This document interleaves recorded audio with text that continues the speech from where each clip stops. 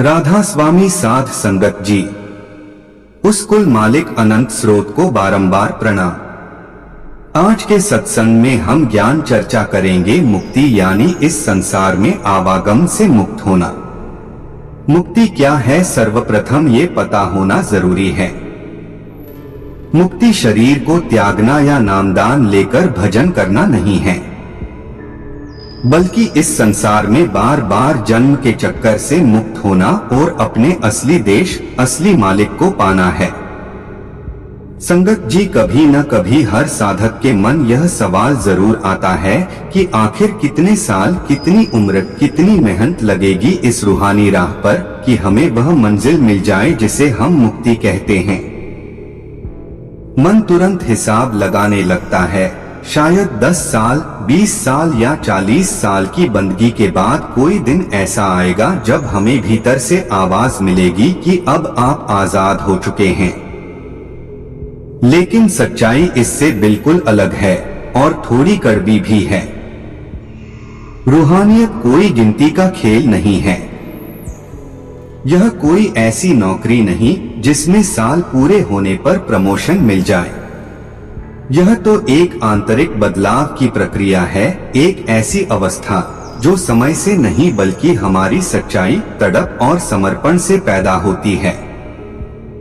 अगर मुक्ति सिर्फ सालों पर निर्भर होती तो बचपन से सत्संग में जुड़े हर इंसान को अब तक वह अनुभव हो चुका होता। लेकिन ऐसा नहीं होता।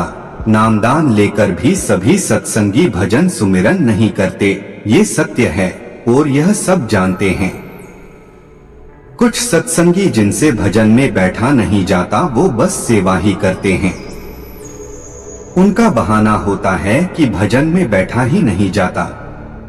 सतगुरु कहते हैं जो सेवा भजन दोनों करते हैं उनमें से भी कोई एक वीर ही होता है जो अपने मुकाम तक पहुंच पाता है।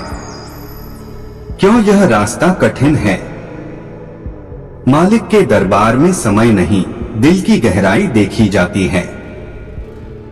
हम रोज बैठते हैं, सिमरन करते हैं, पर क्या हमने कभी ईमानदारी से देखा कि हमारा मन उस समय कहाँ होता है? शरीर भले ही बैठा हो पर मन कभी भविष्य की चिंता में, कभी अतीत के पछतावे में भटकता रहता है।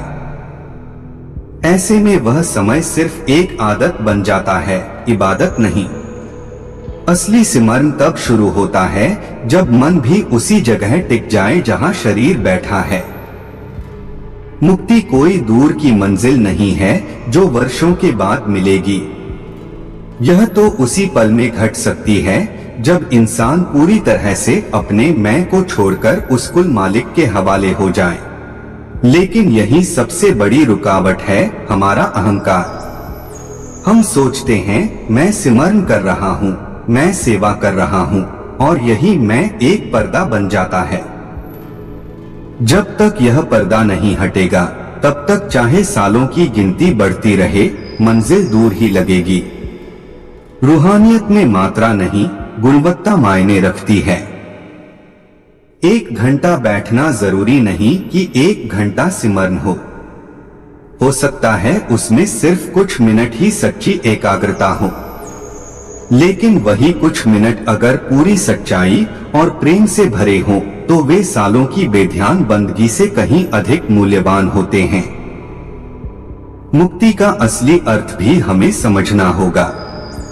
यह कोई मरने के बाद मिलने वाली चीज नहीं है। जो जीव जीते जी अपने मन और विकारों से मुक्त नहीं हुआ वह शरीर छोड़ने के बाद भी बंधा ही रहता है। असली आजादी तब है जब हम अंदर से हल्के हो जाएं, काम, क्रोध, लोभ, मोह और अहंकार का बोझ कम होने लगे। हम अक्सर अपनी रूहानी प्रगति को बाहरी अनुभवों से मापने लगते हैं, रोशनी दिखी या नहीं, कोई आवाज सुनाई दी या नहीं। लेकिन संतों ने बार बार समझाया है कि सबसे बड़ा चमत्कार यह नहीं कि हमें कोई दृश्य दिखे, बल्कि यह है कि हमारा स्वभाव बदल जाए।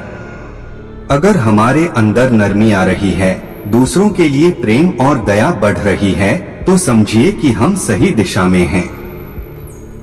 एक और बड़ी गलती हम यह करते हैं कि सिमरन को एक बोझ बना लेते हैं। हम घड़ी देखते हैं कि कब समय पूरा होगा, जबकि यह तो एक प्रेम का रिश्ता होना चाहिए। जैसे हम किसी प्रिय व्यक्ति से बात करते समय समय का ध्यान नहीं रखते, वैसे ही अगर हमारा जुड़ाव उस मालिक से हो जाए तो सिमरन भी बोझ नहीं, आनंद बन जाएगा। रूहानियत पार्ट टाइम काम नहीं है। यह सिर्फ 2 घंटे की साधना नहीं, बल्कि पूरे जीवन की दिशा है। हमें अपने हर काम, हर विचार और हर व्यवहार में उस मालिक की याद को शामिल करना होगा। जब यह निरंतरता आ जाती है, तब समय का महत्व खत्म हो जाता है।